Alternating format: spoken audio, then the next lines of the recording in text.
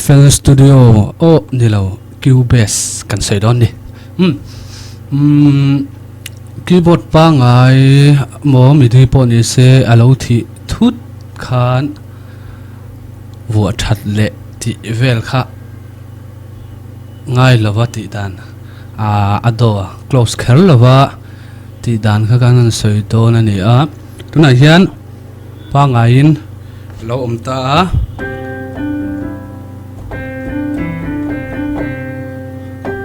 เราเรตานี่ชวนคีย์บอร์ดที่กัน off ชินังกัน on เลยกันเบ็ดเลยเรียนดูเตอูนาพวกเขาที่เทต่อเราตานี่จู่ๆดู close แค่เราคันให้แต่เห็น device ให้กันกำลังsetup device setup ให้ deviceไม่ได้ port ให้นั่นตาจู่ๆให้ก็มีที่คีย์บอร์ดกันมันไลน์นี่ตานี่ตัวน่ะพวกนั้นเราเรทแล้วว่าให้จู่ๆ active กันเพลังกัน active ทะเลง inactive ตากัน active ทะเลง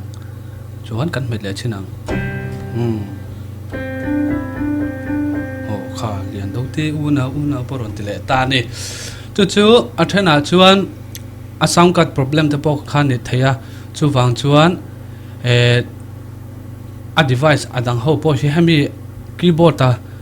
มีที่คีย์บอร์ดหมอคีย์บอร์ดไลน์หมอข้ากัน active นูพอลาริกไทยแล้วชวนแห่งเขาฮีกัน inactive ฟังกัน active เลยเสียหลังอย่างเฮียนช่วงมีนูพอลาริกไทยแล้วชวนคีย์บอร์ดเขาสั่นตักง่ายนี่ไหมสั่นได้รู้อัธร์เลยข้าลอกโซ่